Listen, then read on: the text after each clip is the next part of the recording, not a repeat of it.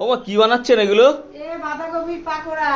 বাঁধাকপি পাকোড়া কি দিয়ে বানালেন? কি কি দিয়ে আছে এর মধ্যে? কাঁচা লঙ্কা আছে, লাল গুঁড়ো লঙ্কা আছে, কাঁচা লঙ্কা, লাল গুঁড়ো লঙ্কা, আর কি? হলুদ, নুন, মিষ্টি, জিরার ওরে গুঁড়ো। বাবা, সেই টেস্ট হবে তাহলে, সেই টেস্ট, সেই টেস্ট। আবার চালের গুঁড়ো, বেসন, তাহলে তো খাস্তাও হবে, খুব খাস্তা হবে। মামা তুমি খেয়েছো? কটা খেয়েছো?